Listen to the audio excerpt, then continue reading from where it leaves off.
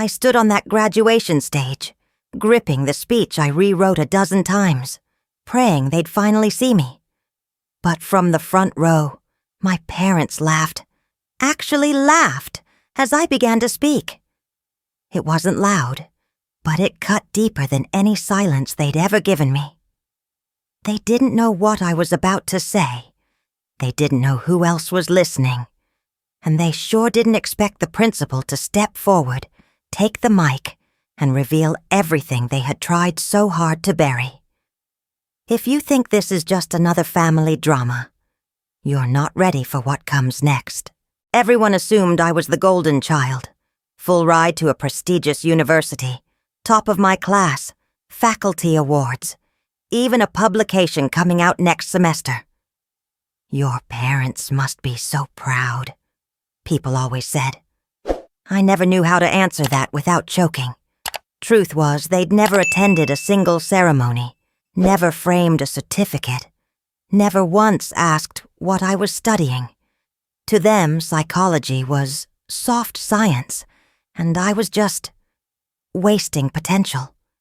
At home, the air felt colder when I walked into a room. They lit up when my younger sister entered. She was funny, dramatic, always a little bit of a mess, but full of life, they'd say. I was quiet, focused, and apparently that translated to ungrateful. I stopped correcting them. It was easier. One night, after submitting my final thesis draft, I flopped onto my bed and instinctively opened the family group chat. I never engaged, but I still watched. That night, I wish I hadn't. The latest message was a photo.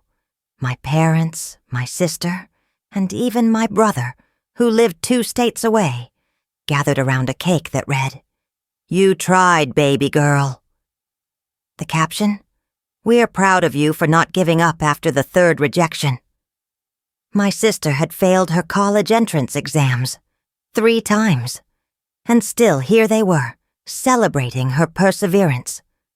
I scrolled further. No mention of my thesis acceptance, no mention of me winning the departmental award, not even a lazy thumbs-up emoji. Just a thread of gifs, and "You'll get it next time, sweetie." I stared at the screen until it blurred. Then I closed the app and threw my phone into the pillow. That was when I began writing again. Not essays or speech drafts, but a journal. A place to ask the questions no one else would answer. Like, why did I always feel like I was being punished for being competent? Why was love in our house measured in effort, not achievement, except when it came to me? Flipping through old memories, I realized this wasn't new. One dinner, years ago, I asked if I could major in something I loved. Psychology. My father put down his fork and told me, "The day you start paying for this house, you can start choosing your own path." Then he told me to leave the table. I had forgotten that night until it clawed its way back. I wasn't even angry anymore, just tired. The twist came unexpectedly. I visited an aunt I hadn't seen in years, mainly because I needed space away from campus and home. We drank coffee on her porch, and halfway through a quiet pause, she said, "You know, your parents weren't always like this. They changed after the lottery." I blinked. "The what?" She nodded. "When your mom was pregnant with you, your dad won $30,000 on a scratch-off. Not life-changing, but enough to change how they thought. They paid off debt, moved houses, and made big plans. From then on, you weren't just their daughter. You were proof that they were meant for better." Suddenly, the pieces clicked in a way that made my stomach twist. I wasn't a mistake. I was their symbol of pressure, of expectation, of rebirth. They didn't hate me. They hated the reminder that they never became what they thought they would, despite the money, the plans, the miracle child. I said nothing, just nodded, thanked her, left early. That night, I didn't write in the journal. I didn't study. I put on my coat and wandered out onto the empty streets. It was cold, but I didn't care. My headphones played a playlist I'd made in high school, full of songs I used to hum when I dreamed of a life that felt real. I didn't cry at first, but when I reached the edge of the park, where the roads split, I felt it come up like a wave, quiet, heavy, cleansing. For the first time, I allowed myself to ask the question out loud, what if I stopped trying to earn them? And for the first time, I wasn't afraid of the answer. After that night in the park, something in me settled, like I'd been holding my breath for years and finally let it go. I didn't feel healed. I just felt awake. With finals behind me and graduation in sight, I poured myself into something that didn't need approval, my research. I'd entered a statewide psychology competition months before. Most students joined in pairs or with faculty advisors. I did it alone, ran regression analyses at 2 a.m., built scatter plots that made my eyes blur, and taught myself SPSS with nothing but online forums and trial-and-error caffeine-fueled nights. My topic: resilience in young adults from emotionally neglectful households. It wasn't just academic, it was personal. The morning I got the results, I was in the library. I refreshed the webpage again and again until it loaded. First place. My name in bold. I didn't cry. I didn't scream. I just stared at it for a full minute. Then I took a screenshot and for some reason I still can't explain, sent it to my family group chat. Minutes passed. Then the bubble appeared. My mother. Photoshop that yourself? Looks a bit too perfect for something you do. My father followed. She probably copied it from someone else. Let's not get carried away. I locked my phone. The words didn't burn the way they used to. They just echoed. Empty, familiar, predictable. That evening I visited my academic advisor, Dr. Kern, to finalize my graduation paperwork. He pulled up my record and paused. Claire, just so you know, when you first applied for your major declaration, there was some pushback. Not from us, from your listed emergency contacts. I blinked. My parents? He nodded slowly. They reached out and strongly suggested we steer you towards something practical. They said you were emotionally unstable and didn't have the discipline for a soft field. I felt like the ground shifted beneath me. That had been freshman year, when I couldn't figure out why my psych track application kept stalling. They had no authority, Dr. Kern added quickly. We reviewed your academic standing and overrode their concern, but I thought you should know. I thanked him and left. Outside the air was thick but not heavy, more like static. I walked across campus, every step a strange mix of fury and freedom. They hadn't just ignored me, they'd actively tried to erase my path. I started pulling away from my usual social circles, not because they had done anything wrong, but because I couldn't bear to pretend anymore. Conversations felt superficial. Laughter felt performative. I was too exhausted to wear the mask of well-adjusted student any longer. One afternoon I found a letter in my dorm mailbox. No return address, just my name, in tight handwriting. Inside was a single line. I see you. You are not invisible. It wasn't signed, but I recognized the writing from class notes passed around in our research seminar. Alex. He was quiet, always sat at the back, asked the kind of questions that made professors pause. We'd spoken maybe twice, both times about datasets. The next week I waited until everyone left after class and approached him. You sent the letter. He didn't deny it. He just shrugged and said, I thought you looked like someone who needed to be seen.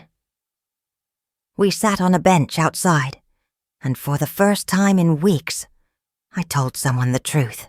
Not everything, but enough. He listened without trying to fix it, without offering clichés. Just listened. Then he told me his story. His parents were wealthy, powerful, and controlled everything from his major to his wardrobe.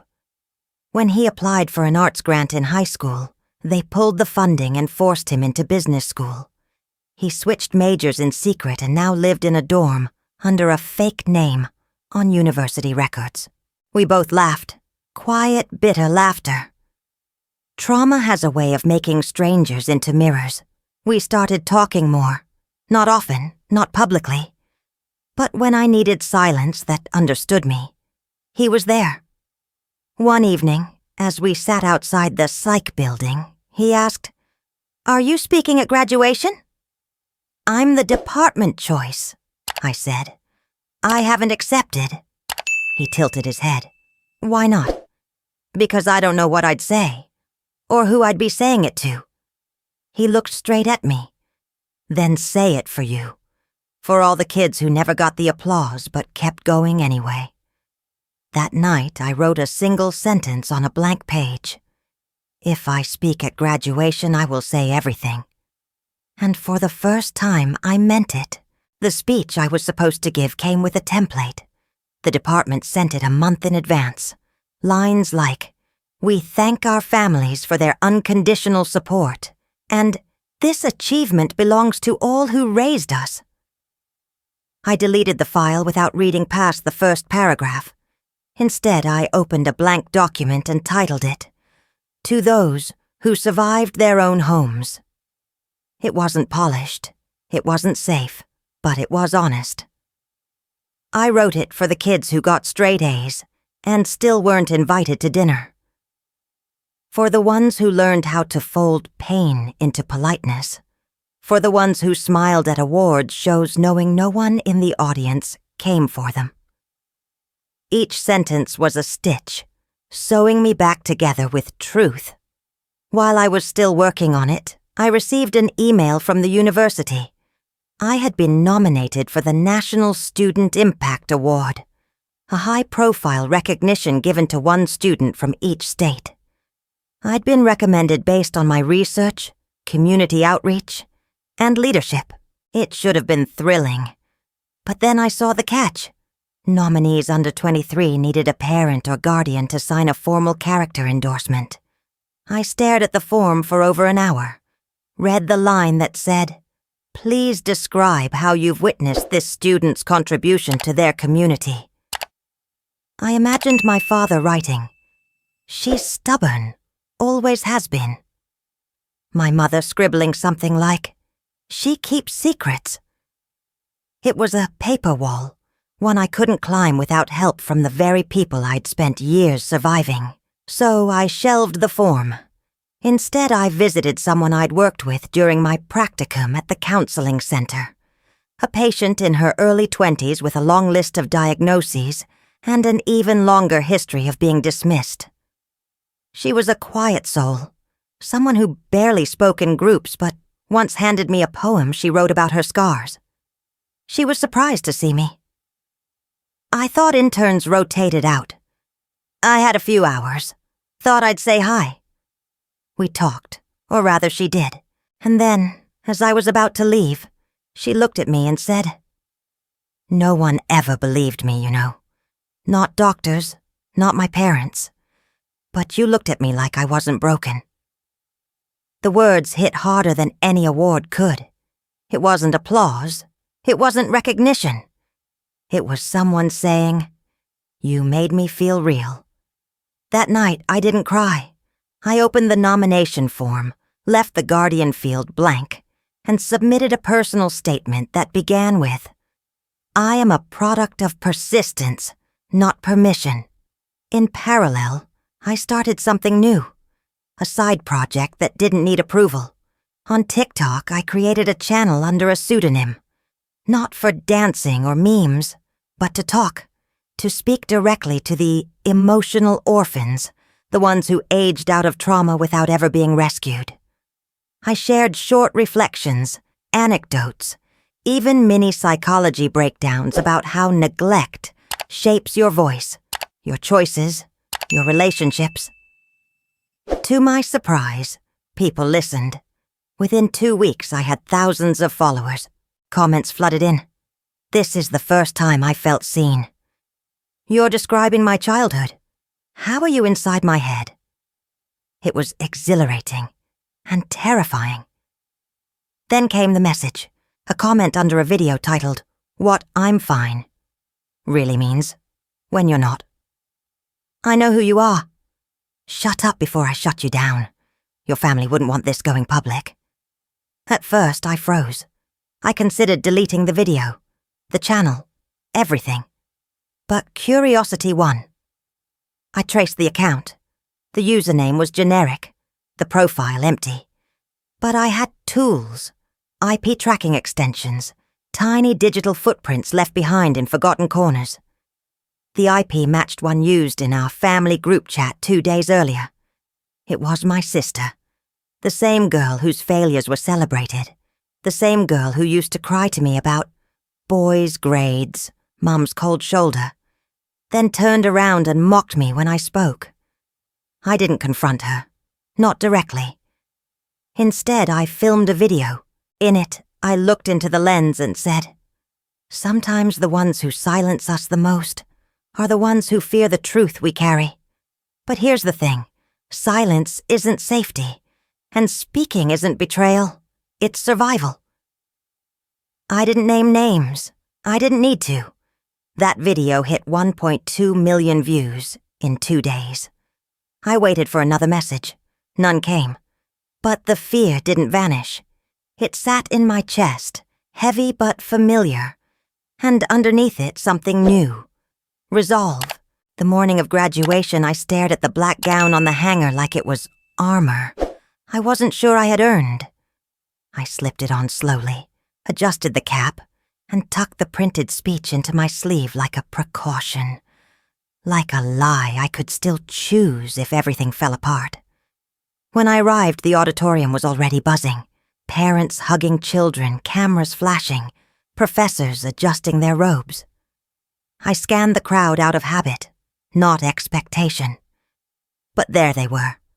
My parents, front row. My sister between them, chewing gum like this was a mall food court. I felt nothing. That scared me more than feeling everything. As names were called, applause echoed like ocean waves, constant, crashing, impersonal. Then they called mine. I walked up the steps. My heels didn't shake, my fingers didn't tremble, but my heart thundered like it was trying to outrun me. I stood behind the podium. The mic was too high. I adjusted it slowly, too slowly. A laugh rose from the front row, low, muffled, but deliberate. My father leaned toward my mother, whispered something. She chuckled, hand over mouth, like she was hiding anything. I looked down at the speech. Then I looked back at them, and I didn't read it. I pulled a folded sheet from my inner pocket. It was creased, slightly smudged. Alex's letter. I read the first line aloud. "I see you. You are not invisible." The room fell still. "I was going to give you a speech about perseverance and gratitude," I said. "But the truth is, some of us got here not because of support, but despite the absence of it." I spoke slowly, deliberately, my voice steadier than I expected. "I want to talk to the students who clapped for themselves when no one else did, who studied in silence, succeeded in silence, and cried in silence. This is for the ones who had to survive their own homes before they could survive college." A shuffle in the front row. My mother crossed her arms. I kept going. I was told I was difficult, dramatic, ungrateful. I believed it, until I realized what I was actually doing was refusing to shrink. I didn't name them. I didn't have to. My story did it for me. Then, just as I took a breath to end, I saw the principal stand at the edge of the stage. He didn't look angry. He looked proud. He raised his hand slightly, a subtle signal to the camera crew. "Don't stop filming." Then he stepped forward, took the mic from its stand, and turned to the audience. "What Claire didn't mention," he began, "is that she is the reason one of our own students is still alive today." Gasps rippled through the crowd. "A year ago, Claire created a peer therapy group for students who couldn't afford counseling. One of those students came to me weeks later. He'd been planning to take his life, but after 2 sessions with her, he changed his mind. He said, 'She made me feel like I mattered. No one else ever did.'" He paused, let it land. "Claire never told anyone. She never wanted credit. But I think today is the day she deserves all of it." Applause broke like a wave, bigger than anything I'd expected. I scanned the front row. My mother was gone. Just gone. My father sat frozen, jaw tight, arms still, as if clapping might shatter something inside him. I stepped back, left the mic, walked down the steps in a daze. Behind the curtain, I exhaled like I hadn't breathed in years. My hands finally began to shake. Then a voice behind me said, "You saved me too." I turned, a boy, maybe 19, slouched posture, eyes rimmed red, but smiling. "I saw your TikToks," he said. "That one about pretending to be okay? I watched it 10 times. I was going to do something stupid, but you made it feel like maybe I wasn't alone." I didn't speak, just nodded. My throat closed. He reached out, pressed something into my palm, a tiny wooden token that read, "Still here." Then he walked away. I stood there, gripping that token like it was the only real thing in the world. And maybe, in that moment, it was. In the days after graduation, my inbox became something sacred.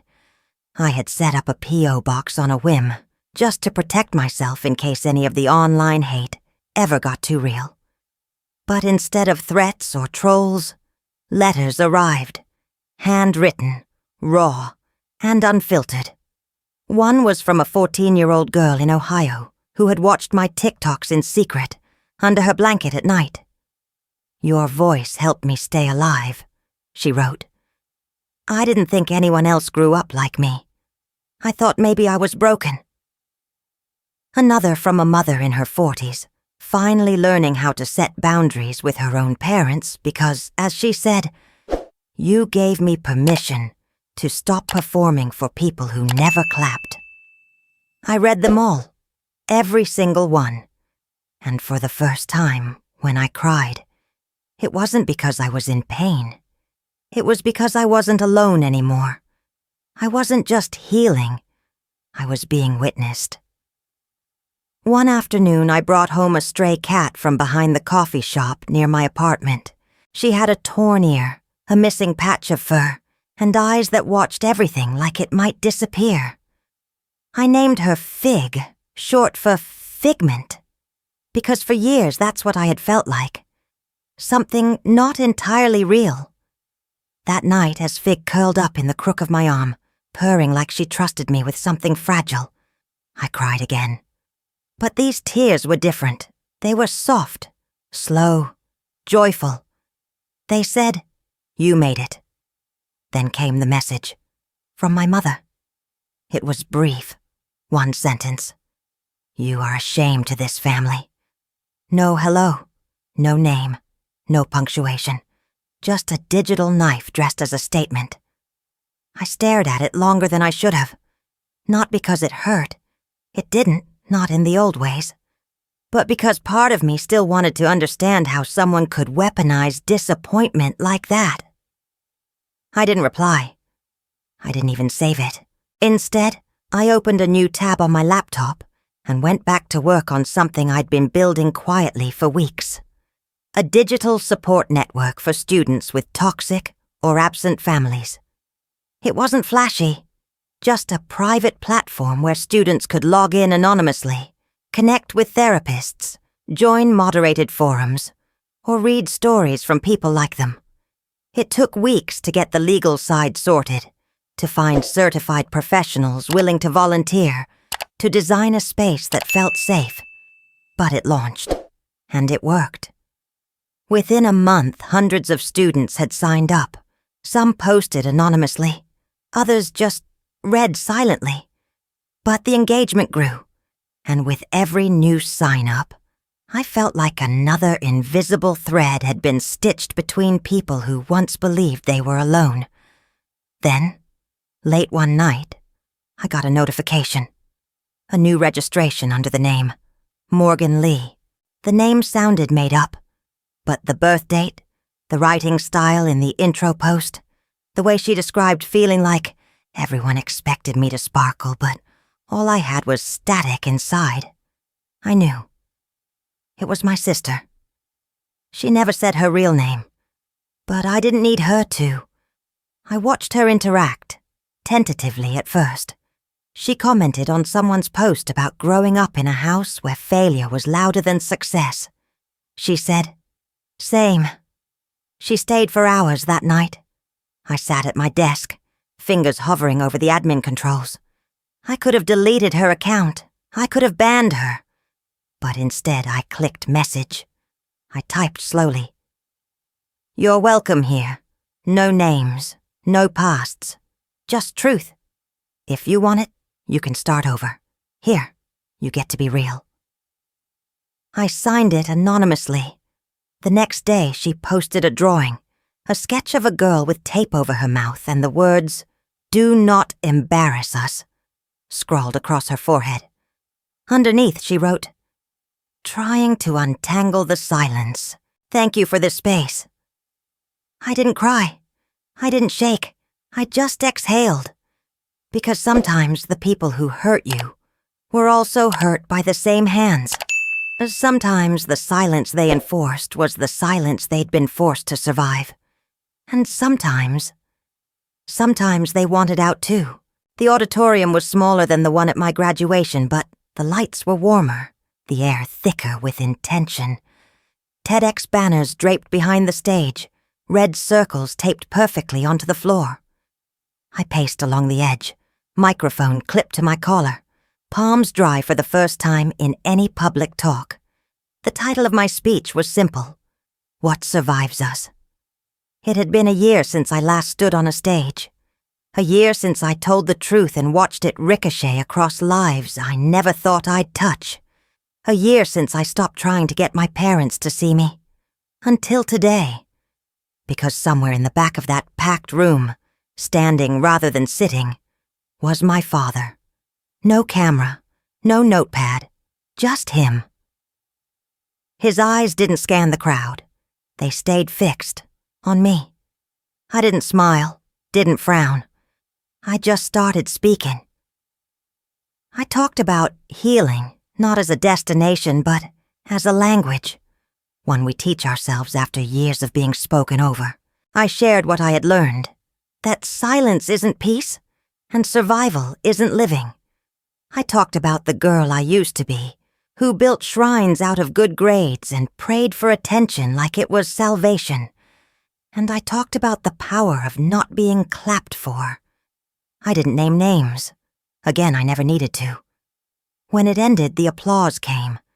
Thunderous, kind, loud. But from the back of the room, nothing. Just a still man with weathered hands in his pockets. I walked off stage slowly, letting the moment breathe. I didn't look for him. I didn't need to. But when I circled back through the emptying rows to grab my notes, I saw it. On one of the plastic seats rested a worn copy of my first book, its corners bent from use. Inside the cover, in small, neat handwriting I hadn't seen in years, were 4 words. I was wrong. Dad. No explanation. No demands. Just surrender. I stood there for a long time, not to chase him, not to cry, but to decide what forgiveness really meant when no one asked for it out loud. Then I closed the book, slipped it into my bag, and walked away. I didn't look back. Some months later, a magazine ran a cover story titled "The Quiet Revolution: How Claire Thompson is Redefining Emotional Wellness for Gen Z." I laughed when I saw it, mostly because I still felt like a woman who forgot her umbrella half the time and used sticky notes as a form of therapy. But things had changed. The anonymous platform I launched had grown into a non-profit with real offices and a team of trauma-informed therapists. Universities were integrating it into their student wellness programs. My second book was in final edits, tentatively titled Louder Than Legacy. At 25, I was nominated for the 30 Under 30 list in psychology and mental health. It all felt surreal. Not because of the accolades, but because I could feel myself breathing in spaces I once thought were sealed shut. Even Fig, the cat who once flinched at touch, now slept belly up on my chest each night, like she owned the world. I had made peace with not knowing if my mother would ever understand, whether my sister would ever say my name without flinching. But that was no longer the point. The point was, I had learned to hold space for myself. One night, as I sat at my desk, proofreading the final chapter of my second book, I reached the last page. I stared at the blinking cursor, the one that always mocked me when I wasn't sure how to end, and then I typed. I never needed their applause. I only needed their silence when I stood up. I hit save, then closed the document and let the quiet wrap around me. Not as a punishment, but as peace. Because some endings aren't about closure. They're about choosing not to carry what was never yours.